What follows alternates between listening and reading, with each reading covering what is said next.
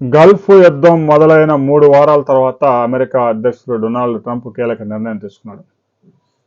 యుద్ధం ఆపేస్తున్నా అంటూ ప్రకటన జారీ చేశాడు. ఎందుకంటే మరలా పెద్ద ఎత్తున దాడి చేయడానికి ఏర్పాట్లు చేసుకుంటా ఉన్నాడు.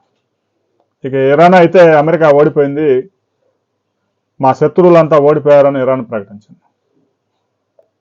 ఇరాన్లోని అణుశుద్ధి కర్మాగారంలో యురేనియం స్వాధీనం చేసేందుకు అమెరికా ఆపరేషన్ చేపట్టబోతా ఉంది. అందుకే యుద్ధాన్ని వాయిదా వేస్తున్నానని డొనాల్డ్ ట్రంప్ ప్రకటన చేసినట్టుగా అభిజ్ఞ వర్గాల సమాచారం అంతర్జాతీయ మీడియా ద్వారా తెలుస్తూ ఉంది.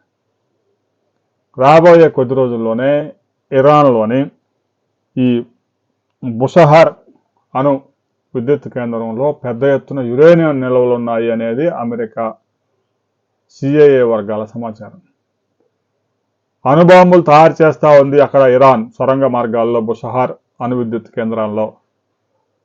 అందువల్ల ప్రత్యేక ఆపరేషన్ చేపట్టి ఆ యురేనియాన్ని స్వాధీనం చేసుకోవటం, అమెరికాకి కుదిరితే అమెరికాకి తరలించడం, లేదంటే దాన్ని నిర్వీర్యం చేయటం అనే కార్యక్రమాన్ని ఒక పెద్ద ఆపరేషన్ ద్వారా చేపట్టబోతా ఉంది. ఇందుకు సంబంధించి అమెరికా నుంచి 3,000 మంది మెలికలు తిరిగిన నేవీ అధికారుల్ని హార్ముజ్ జలసంధి నుంచి పెద్ద ఎత్తున ఆ యొక్క అణు విద్యుత్ కేంద్రం మీద దాడి చేయడానికి ఏర్పాట్లు చేసుకుంటా ఉంది.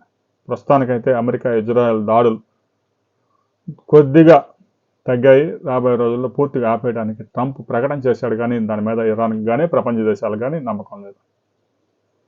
ఇక రాబోయే రోజుల్లో ఇరాన్ స్వేచ్ఛగా చమురు ఎక్స్పోర్ట్ చేసుకోవచ్చు అని ట్రంప్ ఒక పెద్ద కామెడీ చేశాడు.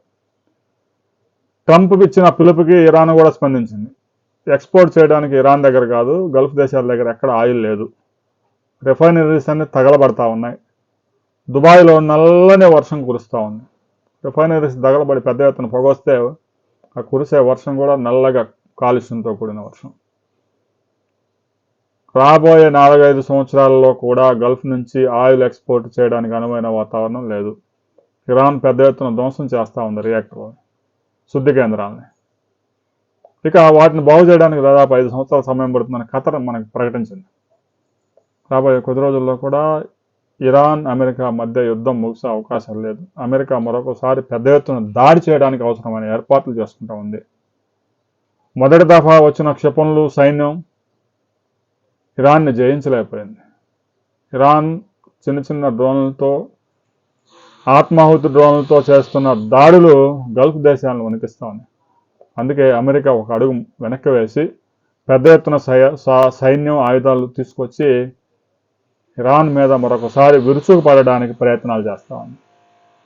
బుషహర్ అణు విద్యుత్ కేంద్రంలో యురేనియాన్ని తీసుకువెళ్లే వరకు అమెరికా ఈ యుద్ధాన్ని ఆపే అవకాశాలు లేవు.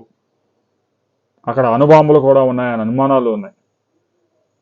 సిఐఏ ఇచ్చిన సమాచారం మేరకు ఇజ్రాయెల్కు చెందిన నిఘా సంస్థ ఇచ్చిన సమాచారం మేరకు ఇరాన్ వద్ద పెద్ద ఎత్తున అణుబాంబులు ఉన్నాయి.